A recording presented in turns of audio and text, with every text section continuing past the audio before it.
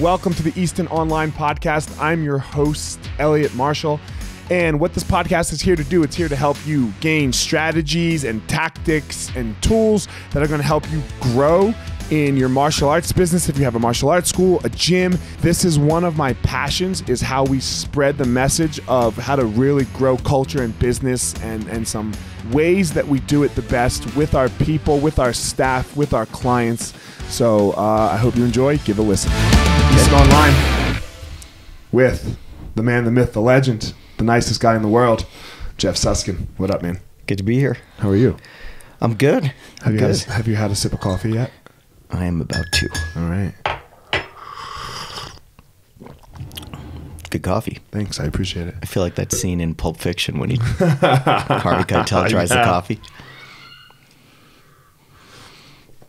Delicious coffee today. Yeah. How are you, man? Solid. Good. You're getting ready to have a baby. Having a baby. Okay. My wife gets mad at me when I say that the male is going to have a baby. You were about to watch Shalisa have a baby. It's true. Yeah. Shit. We're ready. Yeah. I think this weekend we're almost halfway through. Halfway. So 20 weeks. We're at 19. Yeah. Right in there. Yeah. Gotcha. Mm-hmm. Fuck yeah. Yeah. How's it going? I would say, well, for me, well, yeah, I can only tell you from I've your had no perspective. discomfort. I'm sleeping great. Yeah.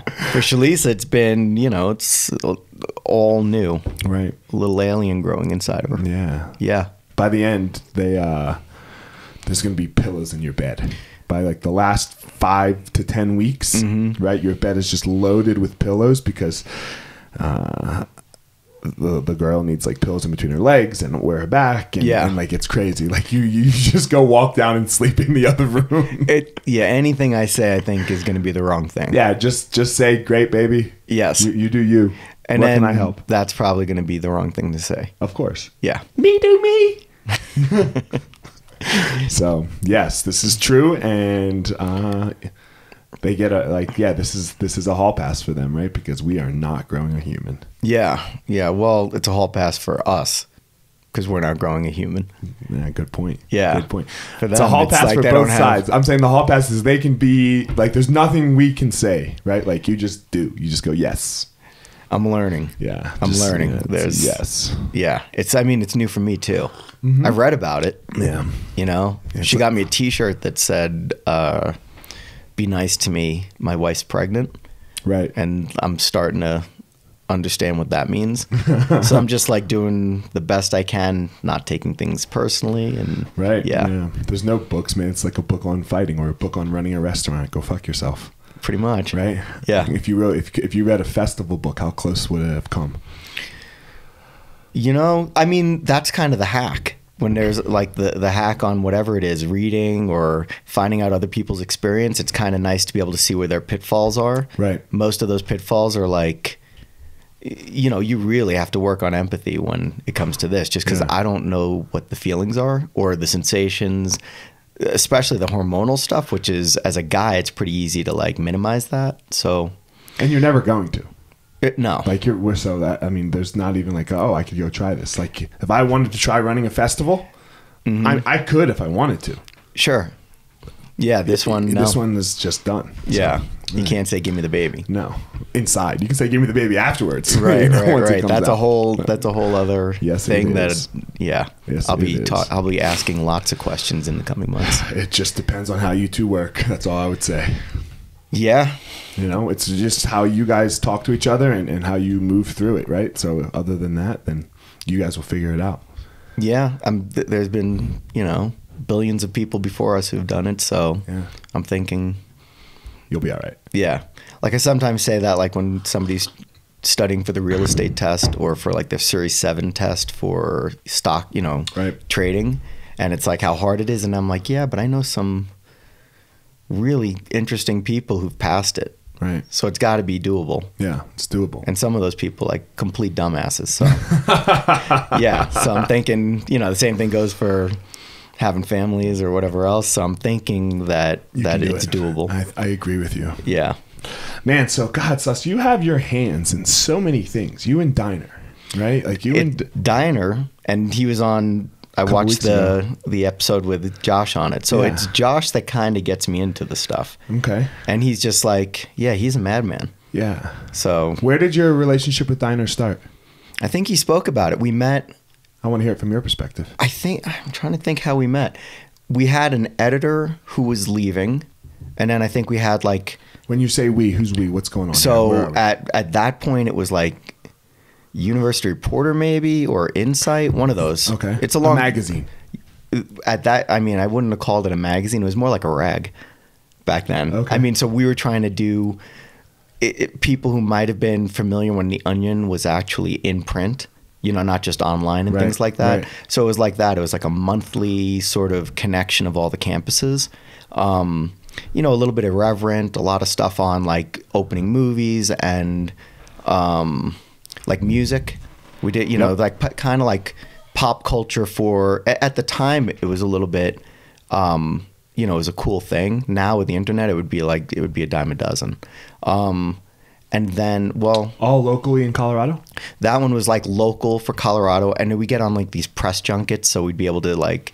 So who's we? Who is me we? and Jeff Smith. Okay. Who I knew from college. Okay. Yeah. Boston, then we came out. UMass? UMass. And then like everyone at UMass would go to just work on like Martha's Vineyard for the summer. So we met there. Gotcha. So, and then we were like, oh, we'll go start this thing. So, and then, you know, I didn't know what I was doing at all. I mean, literally did not know what I was doing. I poured my heart into this thing and it came out and it was terrible. Like it was really bad. I feel you. Yeah. I feel you right now. And it was crazy because I hadn't slept in weeks. I did everything to make it like this, you know, as good as it can be. Right. And it was really, really bad. But then like I learned how to do it a little bit. You know, then like Josh came in and was really great because Josh was like, hey, we need to have like AP style or things like that, which is like kind of style guides as far as writing. And, you know, I don't know if you know this, Josh is the kid who can like write 100 or can type 120 words a minute while he's looking up and talking to you.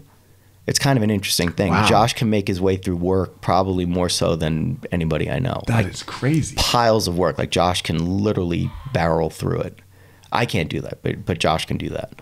So what did you go to college for? Let's back up. Like, so you and Jeff met, right? Mm-hmm. Like, so what was your degree? And you graduated, right? Yeah, I did graduate. And a history degree, but mostly, honestly, it was to play lacrosse. Okay. And, you know, so I played for an amazing team. I was solid coming out of high school. I was like a good player. Going into college, though, I wasn't prepared for how good these guys were going to be. So I was like, I mean, I was second team. Right. Just making the team was very difficult for me. Got you. Yeah. Do you know any of the, Kanan started playing lacrosse. Uh-huh. And I guess there's some coaches in Boulder. This guy named Finn Faldy. Finn Faldy. He played for Penn. No. And then there's, I can't remember, Ed DeBarth. I don't know. I'm old now, though. Yeah. You know? Finn's your age. Oh, okay. Yeah, there's Finn's that. your age. Yeah. I mean, it's big now. Bro, you're old. Fuck, man. So I have this concussion, right? Mm-hmm. And had a concussion? I have it right now, currently. From? I was training with Bo, and I came up on his back. I was coming up on his back like a baby bolo. No gi, though, so I didn't have any grips. Mm-hmm. And he went to spin out of it, and he spinning wheel kicked me in the head. And you had an actual concussion? I'm concussed, yeah. I see 1 1/4 of you right now. Awesome. Yeah, it's amazing. I've seen you have other concussions. Yeah. There's the one with Brendan. I was there that day. That one wasn't bad though. That was just a knockout. That one I was better in 5 days. A week I was fine. It's this older age that I'm bad in. Okay. You know? And I didn't get knocked out this time. So we're talking about being old. So I'm sitting there. I see you like right. It's getting better. I was at 1.5 and now I'm at 1 1/4 of you. So it's fun. So I was like, oh shit. So, but I found out I have a astigmatism in my eye because I went to see a concussion doc and she was like, look, you're having some neuro things. You're some optical things. Yeah. So I want you to see this neuro-optometrist. So I saw the neuro-optometrist. And, you know, along with the concussion, I have an astigmatism. And the astigmatism is permanent. Like, it's just, I have it. So I've probably been seeing double a little bit in some way for a while, but it wasn't bothering me because there was no concussion. Mm-hmm. But now the two are exacerbating. So, dude, now I got to get glasses for an astigmatism. I got to get glasses for reading. You know, so to help all of this, I've been on high blood pressure medicine since I was 20. I lost my hair at 21. Jesus, I'm older than you. Jesus, you've high blood pressure Since I was 20. Really? Yeah. What's that mean? I've been on blood pressure medicine since I was 20 years old. I know, but like, what was the cause of that? Just some genetics, man. Genetics, probably my anxiety, probably just like my life. Wild. Yeah. Okay. So I have an astigmatism. Do you? Yeah. You wear glasses? Oh yeah, like since I was a kid. Okay. Yeah. And then as you get older, it becomes more pronounced. Yeah. As far as sight, so like one eye, like mine's my right eye. Mine's left. Yeah. Yeah. So it sucks. Yeah. And I'm so like right now with the concussion, I'm a little dizzy all day, and then but I'm like managing. Mm-hmm. But then the nighttime fucking sucks. I wonder though, like you might be able to correct that with one of the surgeries. LASIK, PRK. Yeah. I'm not a candidate. I don't think I am either. She said I'm probably not going to be. On top of it, I have a corneal condition, like a degenerative disease that only strikes or mostly strikes Latin people. So they were shocked that I was like not Latin. Wow. Not that I know of. So anyway, if I like at some point I might need like a corneal replacement. Gotcha. I've already had PRK. Oh, you have had it? And so it worked. I was fine, and then it and now like I guess recently it's come. My vision's gone back down just in my right eye. My left eye is perfect. I can read the fucking very bottom line on that chart. Yeah, not me. So all right, back to it. So college, lacrosse, UMass. Yeah. So what made you history, right? And you're still a history buff. Mm-hmm. But what made you go this business magazine route? Like, how did you get there? I don't know. That might be genetic. Like I think my family, like all the people in my family have always like started businesses or things like that. So maybe there was this. The weird thing is that I would have chosen to like try and start my own magazine. It's weird because I was doing internships at magazines. Can you sit up a little bit on the mic? Yeah. I was doing internships at magazines and things like that. So I had like this sort of, not like a fantasy, but I was enamored with like magazine culture, things like that. So, it was interesting that that's what I chose to do. And I don't know, it was just a grind. I'm really glad I didn't know what I was getting into because I wouldn't have done it. But I think it's one of those things like people like when you have your back totally against the wall and you just have no idea what else you would do. I think then you just tend to there's no other choice really, right? I was watching this thing with Gary Vee today. I love Gary Vee, you know? Yeah. And he was talking and it was just, he was talking a little bit about this concept. He's like, man, if I hear another fucking 24-year-old say, I'm going to be a millionaire by 30, I mean, fuck off. Yeah. You know, he's like, because first of all, that pressure is ridiculous. Right. Because, you know, you're 24, by the time you're 27, you could still be sitting right here. Mm-hmm. Just because, I mean, like with you and what you're saying right now, like, God, you just fail so much. I don't even know. I think it's like now they have so much access, or kids have a lot of access to the lifestyles of the rich and famous. Like we had Robin Leach's like Lifestyle of the Rich and Famous. We can only see it on TV Sunday night. That's it. Right. And then there was MTV Cribs that came along, and that gave us a little bit more insight. And we were older. Yeah, that was still pretty young for me. You know, I think that was like early 20s maybe. Yeah, you're right. Sorry. You know?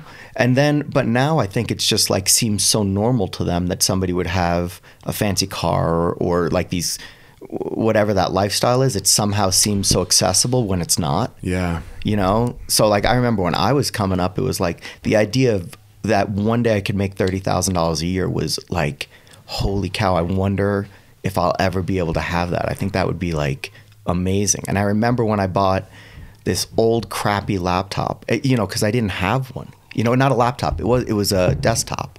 So this is like 1994. So for this business, you know, we started. I was just a kid, right? And we got this computer, and I was like, I mean, and I remember it was everything I had, which was $330. You know, so I was just like, and I mean, I still look at it. If I buy a laptop now, I still am like, holy cow, this is crazy. I think I still have that, like, people who made it through the Depression, you know, like where they don't lose sort of that mindset. I hear you. My grandparents never threw anything away. I threw stale bread out once, and I got fucking reamed. I'm not saying I do that well with it, but I think still now I trip out when I'm like, oh my God, I have a roof over my head. Yeah. I mean, I couldn't, like during those years, I just didn't have any money to eat. I know that sounds weird. I'm not trying to make a sob story, but I remember there was in Boulder. So we started, like, I would walk on Pearl Street. So I started the business. This is 1993. Okay. So when did you come to Boulder? 1992. Okay. And then, so 1993, I didn't have a car, so I'd have to make it to Denver. I didn't know anything in Denver, and I didn't have a car, so I had to hitchhike to Denver. So then I would hitchhike around Denver. You know, me just getting to one of the clients to meet them with this, like, weird, crappy magazine idea, you know, so I would just be like, the victory was that I could even find the place, you know, because I would have to, like, there was no Google or anything, so I had to just go, like, find out where I was going, get somebody to hitchhike, somebody to pick me up. Back then, they would pick you up.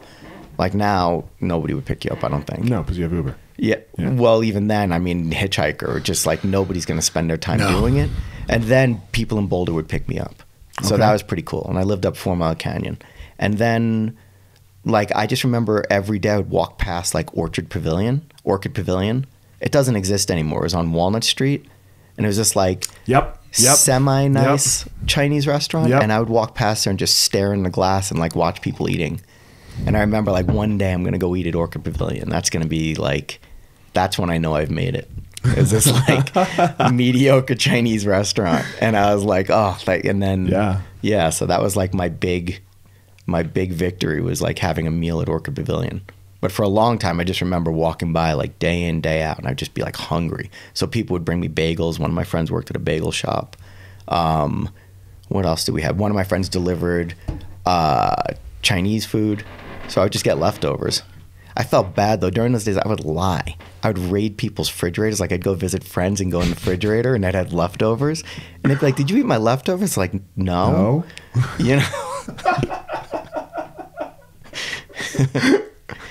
You know? Oh, shit. That's fucking funny. I know. I remember it was like in 1994, UMass went to the finals in the NCAA championships, like for basketball.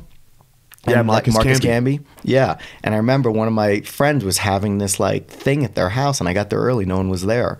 And I was just like, I'll just have a taste of this sesame chicken. I'll just have a taste. And then I just, like, couldn't stop. I ate the whole thing. And they came home, and they were, like, all excited. We have these, and they're like, did you? And I was like, no. No. Wasn't me. Andy Bowen, I'm sorry. Oh, shit. That's fucking so funny. Yeah. And that just, so it's one of those things, I think, like what you were saying, Gary Vee talks about. I just think it's, you know, I didn't have, which was probably better for me. I didn't have this comparison thing going on. I was just like some dumbass kid who was just like, all I want to do is one day get a Chinese dinner. I want to eat at the Orchid Pavilion. Orchid Pavilion. That's going to be like where I know, you know. And on top of it, my family was having massive financial problems. So there was a couple of times where I had, like, I made a little bit of money and had, like, a couple of $100, and, like, I was sending that back to them. Like your immediate family? Like your mom and dad? Mom, okay. Yeah. So that was, like, a really screwy thing that took place, you know? Like, they just, I mean, that's a whole completely other story. But so I have no money. Anything that I'm making, I'm sending back east. So it was just, like, a really weird time. And I can't even call it a stressful time because I didn't know any better.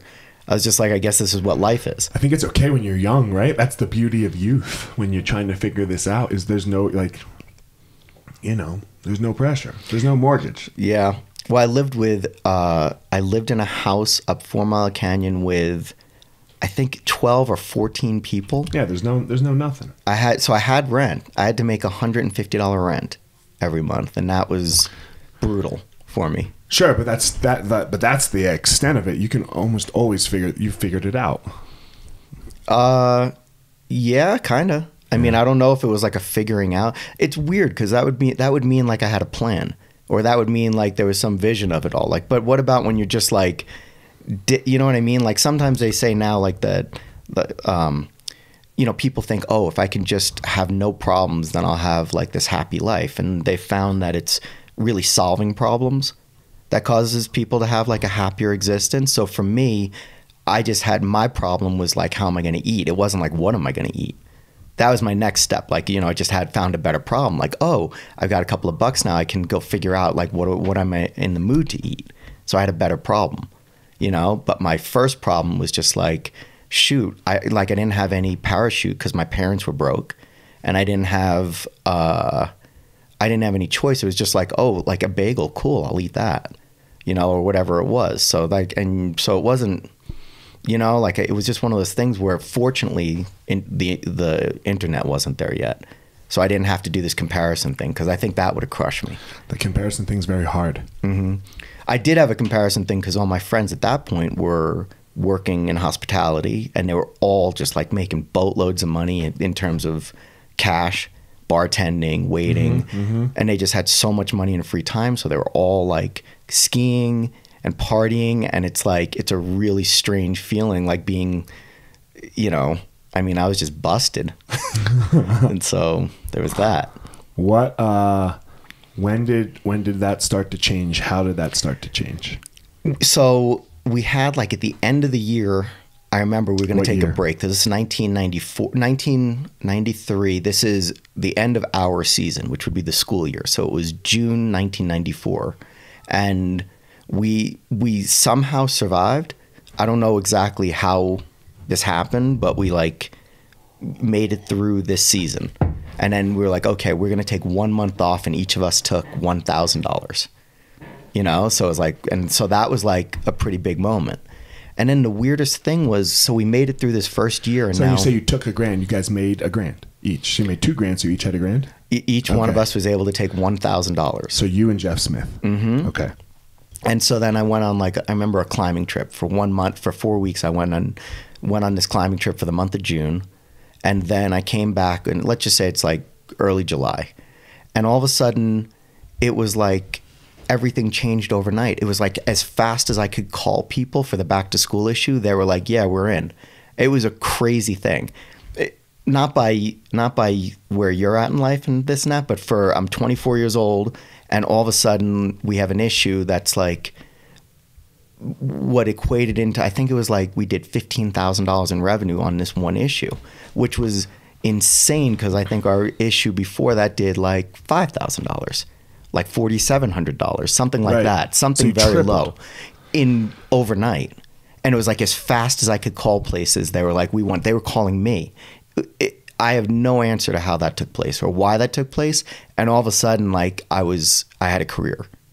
And there was no, like, I think we just made it through this one season, and we were able to go back to people and say like, oh, look, it's almost like we were established, you know? And it was weird because it would have been like the 7th issue over the first one should have been like, oh, we're established. But it wasn't. It was like, oh, season 2. You know what I mean? And that just seemed to change something in the mindset of like all the people were looking for sort of like back to school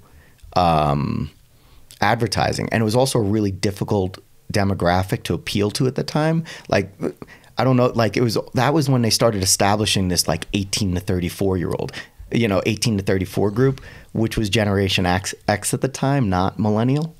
You know, Gen X, baby. Yeah. So that was like a weird thing, and then all of a sudden, everybody. I make it by 2 years. Do you? I think I might be baby boomer. No, I'm Gen X. You're Gen X. Yeah. So, but it was just a weird thing, and then all of a sudden we were like, you know what I mean? Like, and then I think it was a few months later we bought. Me and Jeff bought a caravan, a minivan, to share. So was Jeff Smith living in this house up 4 Mile Canyon? He was. Okay. He was.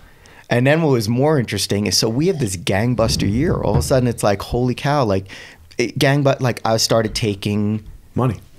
Yeah. Like, again, like for me, it was all the money in the world. I was used to making like at the most $100 a week at the, you know, like, so all of a sudden now I was making $300 or $400 a week, which again, like that was everything to me. You quadrupled. Like I could go, like I could eat. Yeah. And I could make rent. Were you eating at Orchid Pavilion yet or no? I went to Orchid Pavilion. Yeah, that was like, it was across the street from where we were working. We traded out tickets to football games and concerts for an office space. You know? And so it was like we just did whatever. I mean, we just hustled. We were just these like East Coast kids in Boulder, and it was like, oh, we'd just say, what about this? What about that? And people would be like, you're crazy, or sure, we'll do that. That's how I made it when I was in college. Yeah. I traded out pizza. So I worked at a pizza place. Whatever it was. And I didn't have any money. So I was like, all right, I'll make you a pizza. Yeah. And also the asks became bigger from back east. Oh, you know, like, so it wasn't just like all my money. It's like, it was a weird time. Like, so hold on, your parents were asking? Yes. Okay. You know, it was just like it was a weird time as far as this went, you know? So I was like, you know, it's almost like there were, like now, the more you have more money than you had, but you have more expenses. And that was my first expense, was all of a sudden it became this sort of, you know, and I think sometimes you would say like a blessing is being able to take care of your parents as they get older. So I kind of just kept that attitude, you know? Yeah. So it would be very frustrating at points because it was hard to get ahead. But I was pretty excited also because I was like I said, I was not hungry. I was able to go eat, and like that, there was that. I could make rent. It's so interesting what you were saying a second ago. Like, man, the idea of the second season, it's kind of similar in podcasting, right? Like, there are literally, I think, so many podcasts. Yeah. Right? 80% haven't recorded an episode in 2 years. Right. Because people just are like, fuck this. I think it happens with television. Right. It's like, oh, we got, once you get a second season, it's like a big deal. Right. Then the next step would be syndication, you know, as because you get people up keep to hearing about you. Yeah, or there's like this social proof, like, oh, we're bringing you back for another season. You must be quality. Right. You hit it better than I did. The people hear about you and it's season 2 and it's like, oh, if it's not just 1, it's got to be good. So maybe we should just start with season 2. Just put out a bunch of shit. Just put stuff out and then be like, okay, here's my season 2. There's always those things like there's like that, like just start with season 2. I was thinking like Tyrone, like I would be like, ask him about stuff. He's like, oh, I give that like a 2 out of 10. I'm like, dude, you are like really harsh about whatever it is. And he's like, I'm not harsh. He's like, your scale starts at 5. I agree with him here. You know, he's like, on whatever it is, he's like, I'm just saying like there's a scale starts at 1. So like he's like, to you should probably just say 5 out of 10.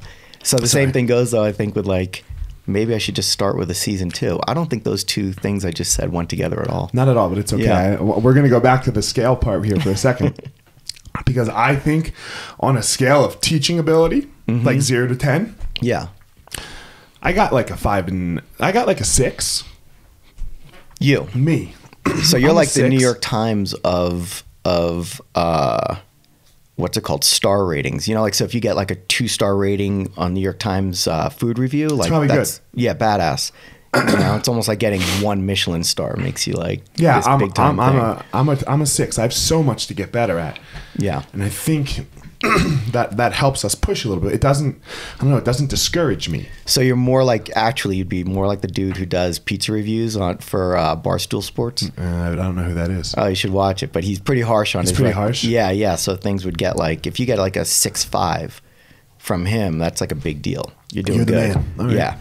And then beginners always like, oh, I give it a 7. You know, that's where we go to. It's always this like median thing, whereas a median thing really would be a 4 or 5. Right. Yeah, I agree. Yeah, I'm like that for sure. So at some point now, it starts to really move, right? Like, you guys are. That's a loaded question because it did. We had this one season, like I said, season 2, where all of a sudden it was like Jeff moved out and got his own apartment. Oh shit. Yeah, I like went and got my own apartment. We're doing like, when I met you, I thought you were the man. Now that's changed. What's that? That's changed. No, like that was, you were like a standard that I was like looking at. That's yeah, but you were 17. 19. You were 19? Mm-hmm. When you started jiu-jitsu, you were 19? Well, I started at 18. So you were 18. But Amal was in the Karate America space. And then I quit. And then when he opened in Boulder, when he opened the old Boulder, yeah, you and I walked in within a couple weeks of each other. Yeah. So I was and you 19. were 19 then. Ah, I thought you were 17. I was in college. Okay. So we have this like, in retrospect, a fairly epic season. You know what I mean? Like all of a sudden, I had a little bit of money. Season two. I bought a car. We bought a car, so that was great. Like things were moving along. I was like, oh, okay, we can grow this. And then we kind of came to a screeching halt because in August of season 3, which is what year now? 96, 97? 95. 95, okay. August of 95, The Onion comes out. Oh, no. And this is crazy. The 2 brothers who started it move in next door to Jeff Smith. So now we're like next door neighbors, and they kick our ass in every direction. I mean, they had a New York Times best-selling book. They had just everything that we were trying to do in terms of being irreverent, a little bit funny, this and that. They did everything like next level. And, you know, it was almost like, oh my God. It was almost like, I can't even imagine. It must have been like being the biggest horse and buggy dealership, and all of a sudden, like the combustion engine comes out. It was like right in our tracks. But it didn't just go plummet. It just plateaued. So then we had like, I would say we spent the next season sort of still growing. Then going into the next season, we started seeing like this gentle decline. And then that decline, like, you know, it's easy to get complacent when that happens. So we started sort of picking up speed going downhill. So that was, and this is now we're coming into like 98. And what magazine was that? We're like, was that Insight? We had to change the name for, I don't really know what the reason, I can't even remember what the reason was. Okay. And the weird thing is the name change was Insight. And it was all the things of like, because the web was coming big in like 96, it was starting to be, and we was like, no, we're not that. We're a publication. And it was like how, you know, so it was like Insight, SITE. So that shows just about like. So you were fighting where the world was going.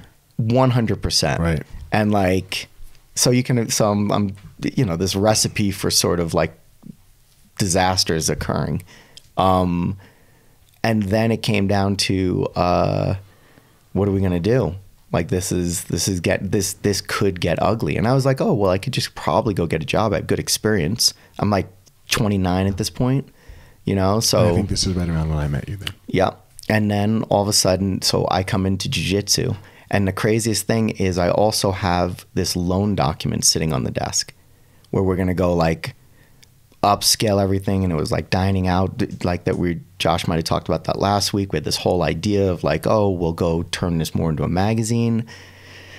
And I'd started jiu-jitsu a couple of weeks before, you know? And I'm like, you know what? I'm not going to sign this document. I think it was a $30,000 loan. And I was like, I'm just not going to do it. That's a lot of risk. And I'm just going to like bag it, you know? And I was pretty like down, but I'm also doing jiu-jitsu for the first times. And this is a crazy story is I'm sitting there and I was training with this dude, Travis. Big guy. He was Dave, what's his face? His buddy. Yeah, Trav. I remember Travis. He was tall. Tall, yep. He always wore knee pads. Kind of a weird dude. Yep. Sorry if you're there. Like, it's okay. You know, well, no, I'm sorry to Travis. I hope he's okay. Yeah. So, and then, so what's the move? Masapone? Mm-hmm. So he's in my guard and he's masaponing me. So I'm like, all of a sudden I'm decided I'm not doing the loan. And, he's masaponing me. And I was like about to like, you know, give this and you're like, it's in, should I do it? And I'm about to go tap and Amal, who had never really taken a notice of me, he comes over, well, other than he had a bunch of questions about skiing at some point. He comes running over. He's like, whoa. Because, you know, like masapone's like the biggest thing that you would hate. To tap to. Like anybody in jiu-jitsu tapping a masapone would be like the roll of the eyes type of thing. So I think Amal took notice of that. Comes running over. He's like, no. Just turn your body, you know? He's like, take his arm. And like he basically walked me through. And the kid was stuck on this masapone, you know? And Amal walked me through what had to happen, and it ended with an armbar. I'd never, you know, I'm a couple of weeks in, so I'd never done anything like this before. You've had zero success, just about. Yeah, I'm just getting beaten up and you know what it was like back then. It was weird. Dog eat dog. We fuck each other up. Yeah, and so that guy Travis was in the process of like messing me up, and Amal walked me through everything, and I end up getting my first submission on Travis right then, and I'm on the ground. You come over. Well, Amal was like, Jesus, you just give up, huh? And then you came over and you made some mention of Amal about like, it was a wise ass comment. It was like something about how you were going to beat Amal one day. I can't remember exactly what it was. And Amal looked at you and he was like, maybe. He's like, but I'm in here every day training my ass off. So he's like, if you're going to beat me, you better be training really hard and you're going to have to kill me because I'm not going to just give up like him. And like pointed me like a total disdain. It was something like that, And I was like, he's like, because I'm not going to just give up like that guy, And right. I was like, Jesus, I signed the loan documents the next day. Fuck yeah. Yeah. So that was kind of a fun jiu-jitsu sort of, uplifting jiu-jitsu story. Did you pay back the 30? Oh, I mean, this is years ago. Yeah. No, you paid, like you didn't default. That's what I'm asking. We didn't default there. I've had plenty of. Well, I haven't defaulted ever, but I've definitely had plenty of scares. Yeah, and you're not scared still. Are you kidding me? I get terrified, especially with Josh. Yeah, Josh is just go all the fucking time. Where is he right now? Fucking he's in Idaho? Sun Valley right now. And I like the pace he's at is pretty wild. Because are you in on all of this with him? Yeah. Okay. But I go, like, my pace on the festivals is, I thought I was crazy. Because it's all encompassing once you get into event season. But dude, Josh does these crazy things where he puts out these crazy, like, here, I'll do it if this.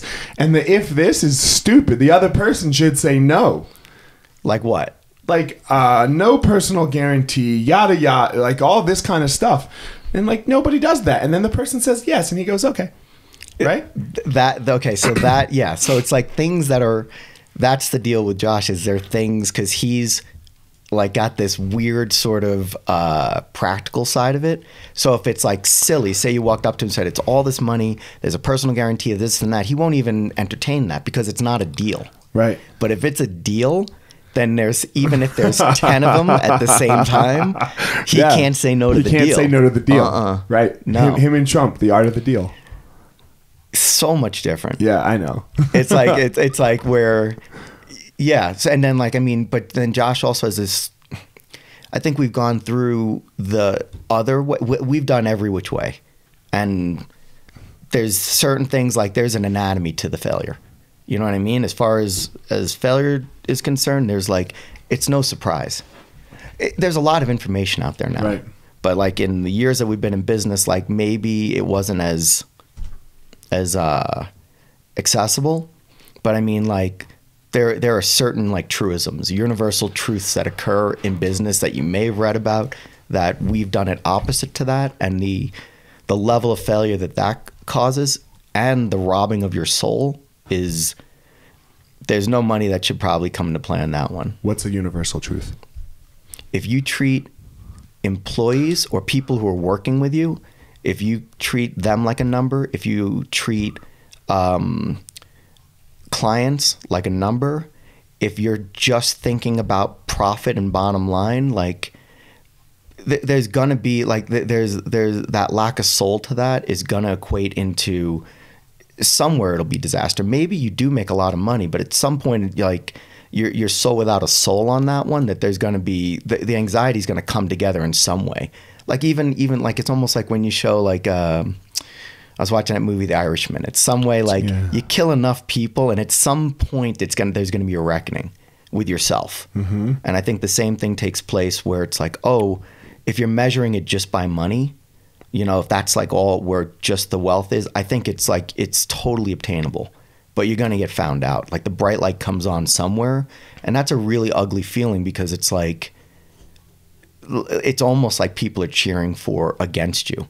Like when it falls down, it's like good by the employees, by the people that you were serving. It's almost like serves you right. And that's not a fun feeling to get. So then what's the wealth?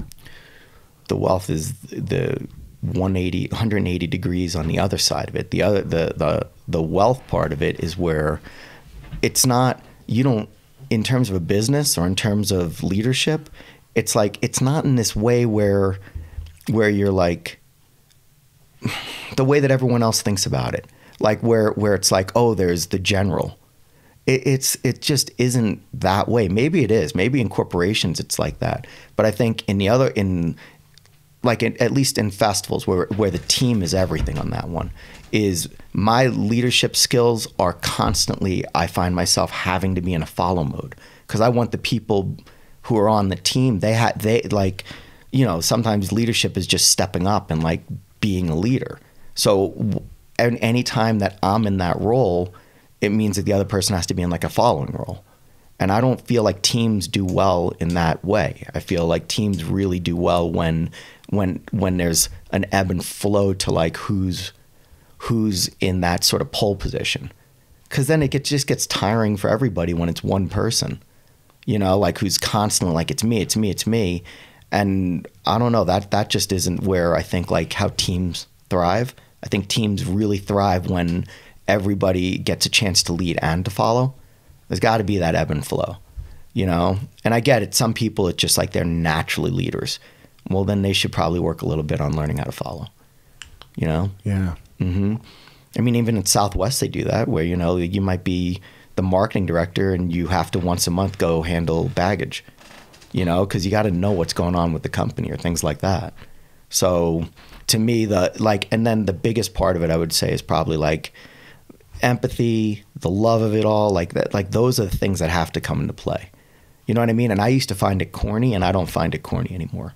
Like I want to know, like the people on my team, I want to know like where do you want to go in life and how we can be like the catalyst or like a part of where they want to go.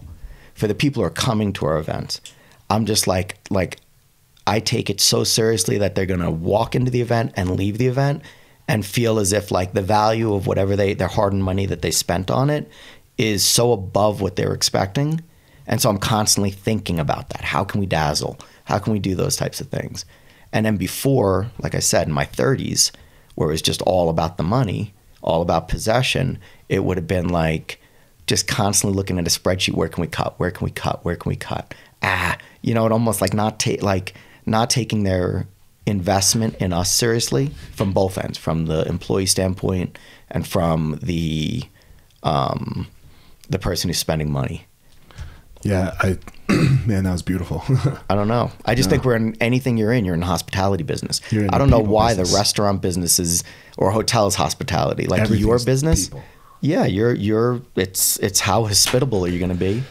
And they have to somehow understand or feel as if they spend $100 and something on a membership. It's got to be, the value of that has to be so far above it. For me, it's not even that. Yeah. For me, the way I look at it is our most valuable asset is our time. Right? So we all can make more money somehow. This money, if you really wanted to make money, it's very, very simple. Sex and drugs. Go do them. Sure. Right? Sell sex and drugs. And if you sell sex and drugs, you might have to sell yourself here, but you will make money. It won't be very fulfilling. Mm-hmm. Right? So the money thing it's the time. Right. You can never, that's the most valuable asset we have because we can't get more of it. You are going to have an allotted amount and then it is finite. Right. So for me, it comes down to each class. Every class that I show up to teach, I look at it as, man, look how privileged I am that you are coming to my class, right? Mm-hmm. Like it's not you that's having the privilege and I used to look at it this way a little bit. Like I'm a black belt. I'm probably one of the most successful black belts in jiu-jitsu between the Mississippi and California, mm-hmm. right? I'm up there. A lot of experience with the UFC. I could, and I used to look at it like that. Right. But I had to switch that. I'm doing you a favor. Right. Yes, if that's the mentality, look, you get to learn from me. So come on. And now I just don't see it that way at all. I'm the one who's the lucky one. Yeah. Because you are choosing to spend your time with me. And fuck, if somebody would choose that, if somebody would be like, yeah, I'm going to go hang out with Elliot for an hour and a half, 2.5 hours. Like, man, then I get to experience you and hear what you have to say. And maybe I get to add a little bit. Maybe I get to teach you a little jiu-jitsu, and I get to add a little to your life to make you go be amazing. God damn, I'm the lucky one. Right. Yeah. It's a luxurious feeling though. It's kind of like satin sheets. It's really, really difficult when, like I said, for me to go have a feeling about how much quality can this be? How all that type of stuff when I didn't have food, you know what I mean? Like that, or I didn't have a roof on my head. Of course, all I can think about is is this sort of like my own survival. Yeah. You know, so then it gets to this place where there's a reason why like you see a lot of like larger companies are sometimes able to take that into account, the whole experience of it, customer experience, things like that. I think when you're just like, say it's a jiu-jitsu academy, and the place where, say, Amal was when he started, living at the academy and all the rest of it. Amal's a bad example because like he somehow just had that mentality always because he loves jiu-jitsu so much, you know. But sometimes I'm just thinking of where, you know, where you're trying to get, and I don't mean point A to point. The point A to point B is like I want some place to sleep. I'm worried about my next meal. You know, that's like serious stuff, and I think it gets the ideas that you have. It's really great if that can be bred through success. You know, like once you get that taste of success, I went in a different direction. I had a taste of success, and it was like, I want more money. Oh, I did too. You know, and then it was like, and my 30s was a really messed up era for me. 20s, I was just like, I don't even know who I am, and I just want to like, it was all about my activities. I felt like that's what defined my 20s. From like 18 to, and my 20s would maybe started at like 17, 18. Right. I was lacrosse, I was a skier, I was a climber. It was just like, this is me, look at me, you know? And then I was like also trying to have a career, but it wasn't like I was like, oh yeah, I'm a magazine guy or a publisher. I was still like kind of identified as like the activities I did.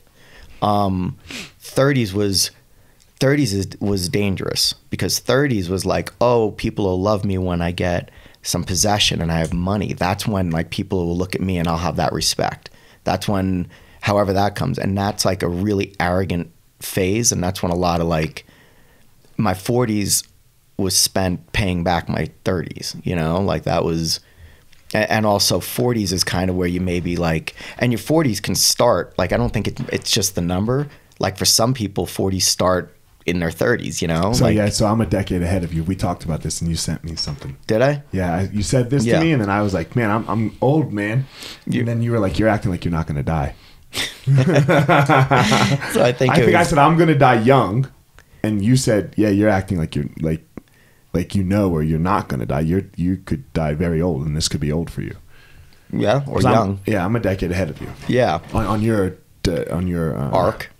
Yeah. And then 40s was kind of like, oh shit, that all fell apart, and I really didn't have this together, and I couldn't have been more off kilt on that one. So I'd love to see people kind of avoid that, what I went through in my 30s.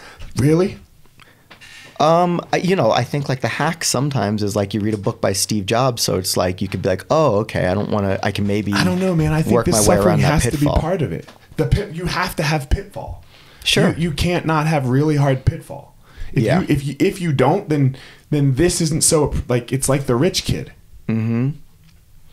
You know, it's like the fucking kid who you know, Donald Trump's kid or Bill Clinton's kid, or, you know, or now like maybe the Obama's girls maybe grew up a little poor, but, you know, or anybody that's really rich, right? Like, but I mean, there's sometimes like there's a lot of people like, what about like the Rockefeller kids? They tend to do really well and be super charitable or things like that. Do you think there's a lot of them though? I think it mostly goes the other way.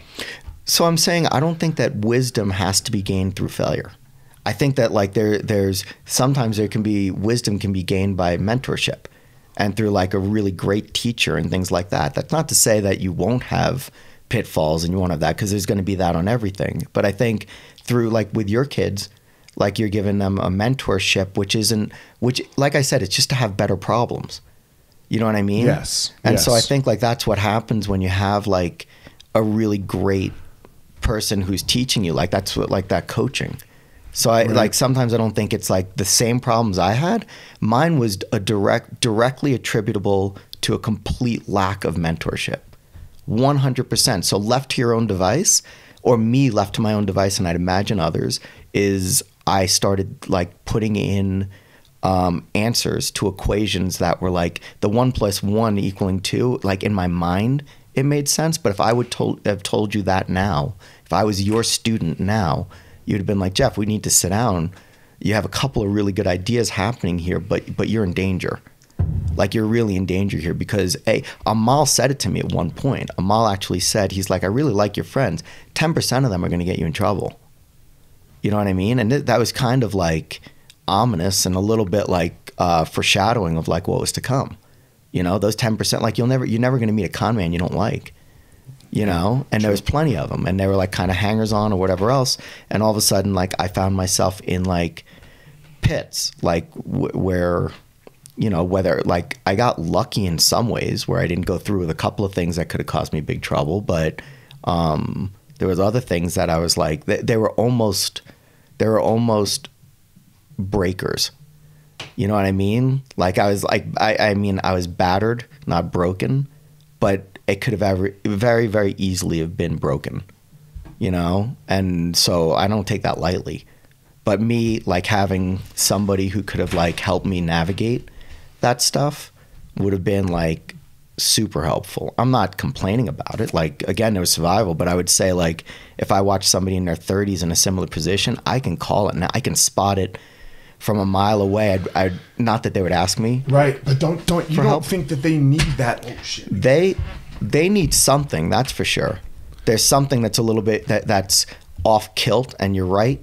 And it should have started probably earlier. Like, listen, this is how, and like I said, on anything, people who go into the military, they have great instructors so that they can like avoid some of those pitfalls of warfare, maybe, you know, or whatever it is. It's like that's where a great like coach comes into play. Let me ask you a question though. So on this topic, and I know I keep biting back a little. Like, I watched this video with Neil deGrasse Tyson the other day. He was talking about parenting, and it wasn't quite the same tone that I'm going to take with it, but it's like he was watching this mom with her kid walking up to a puddle. It was raining out, it was a big puddle. And in his mind, he was like, let the kid jump in the puddle, let the kid jump in the puddle. Come on, let him be curious, you know? And the mom, like, grabbed her kid and, like, walked him around, you know?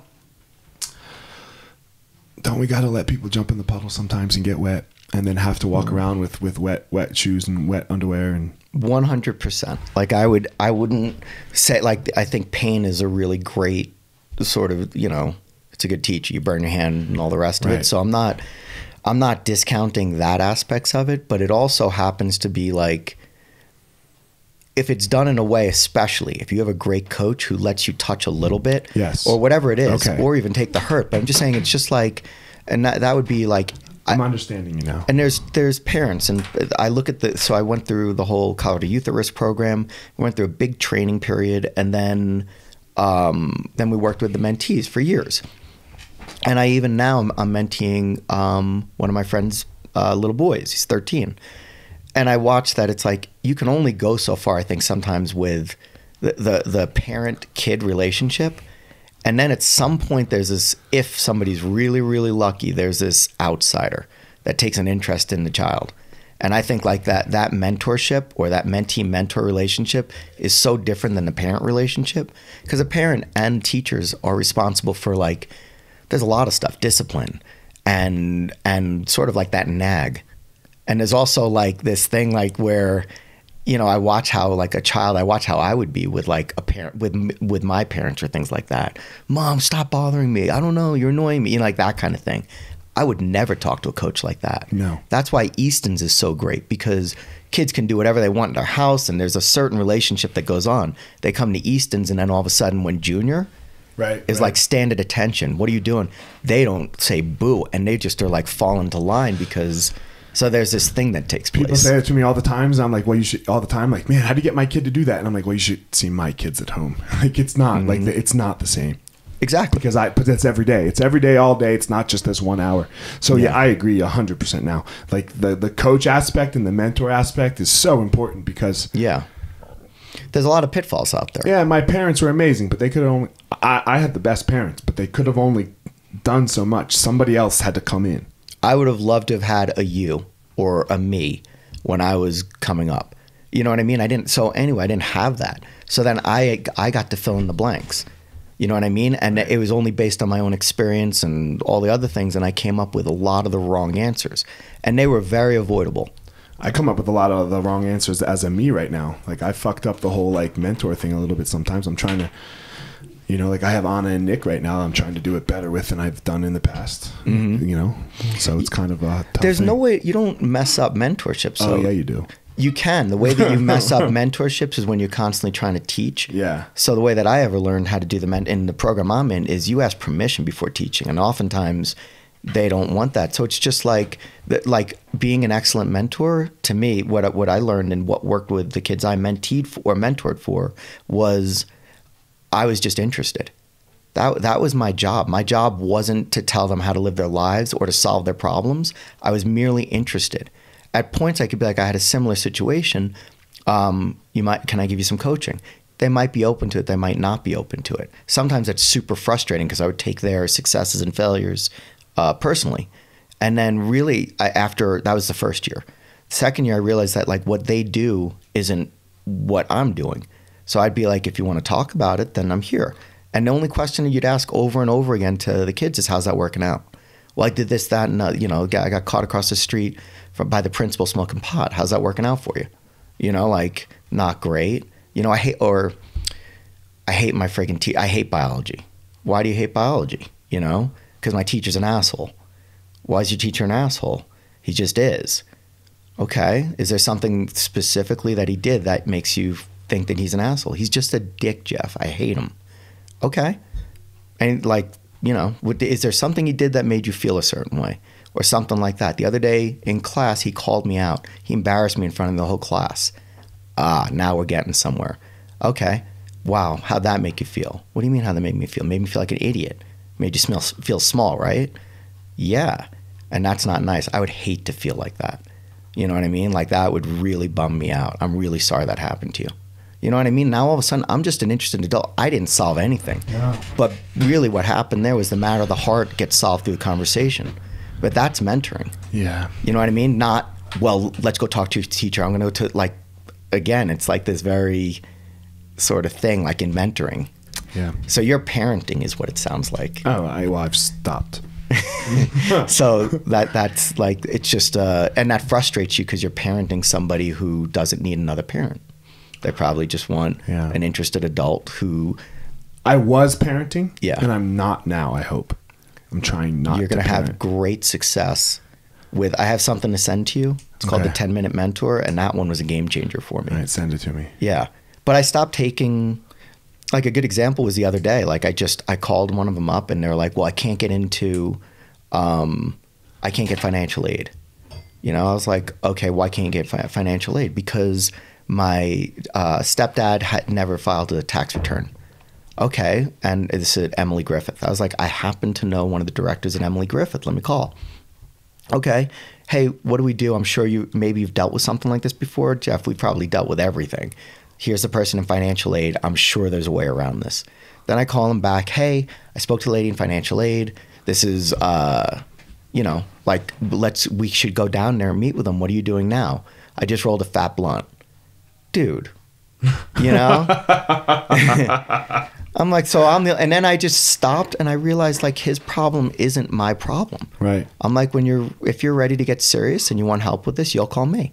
And I stopped like doing it for them. I'm just like, so you know that book, I think his name's Bill Campbell, right? The $1 Trillion Coach. Okay. You know, and he always talks about, I only coach the coachable. So that's kind of my mantra now. If I got somebody who wants to be coached, then I am all in, all my time, everything I've got, I'm going to pour into you. But I'm not going to, like, I don't mean this as like a statement or to be like a holier than thou thing, but I really just don't want to put my time and effort into somebody who, like, doesn't want that. Yeah, I agree. Yeah. So, all right, man. That's my thought on that. I think that's going to end our thoughts for this podcast. Jumped around. Yeah, no, that's what podcasting is. You know, it's just hearing ideas. And this is like a jiu-jitsu podcast for business owners. Okay. You know, but it's so important. Like just hearing how people walk through how other business owners like walk through their business, I think is some of the most important stuff. Like everyone gets all caught up sometimes, I think, in well, how do I answer the phone? Right. And like, yeah, for sure. Our first course is coming out here soon. And yeah, we have that for you too. Right. But the podcast is these little nuggets I hope that you get to hear. Right. People get to hear and be like, yo, all right, I'll take that to jiu-jitsu, or I'll take that to Muay Thai, or whatever it is, you know? Yeah. So, man, I appreciate it, Sus. Yeah, it was fun. Fuck yeah. I came in, I was like, I wonder what the heck we're going to talk about. I never know either. Yeah. I just say hi. It just runs off. I say hi. My thing on the Gospel of Fire is I have a company now going out and finding guests for me. Mm-hmm. So my first question after I say hi is like, why in the world would you do this podcast? Because most of them are above me. They're a little more famous than, you know, like they have stature.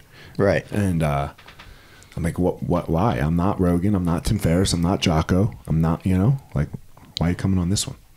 And the conversation goes from there. Who's the next guest on Gospel of Fire? I'm recorded all the way out through the second week of March. So, oh, wow. So I think this guy named Andre Norman comes out this week. Fuck, man. What a badass. Really cool. Andre Norman. Yeah. He's, just a little backstory. He was running a bad life, you know, black kid, you know, typical poor black, you know, story. Ends up in jail. And at some point he has this epiphany. He's got a 14-year sentence.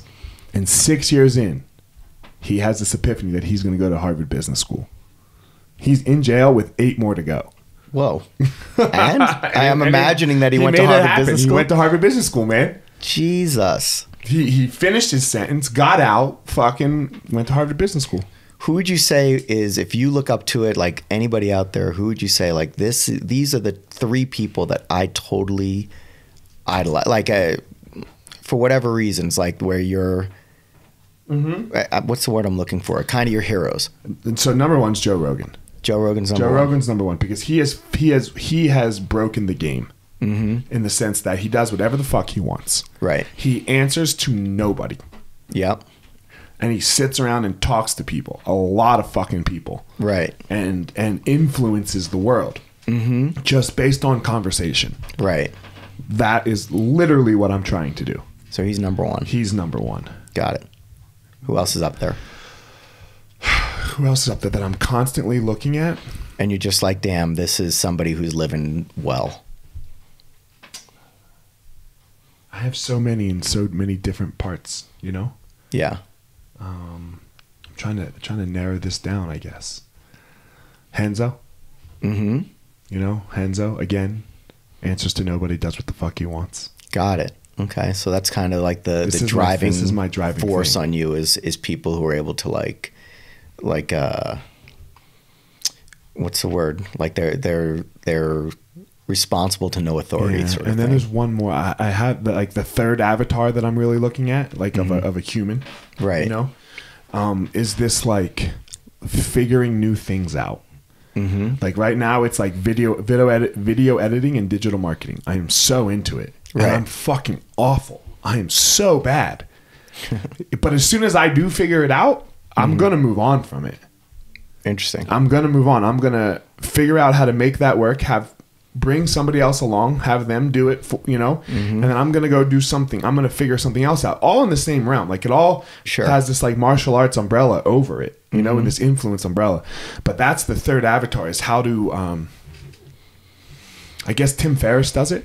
And I don't even listen to Tim Ferriss a lot, right? But he has his hands in so many little things. Right. Gary Vee does it.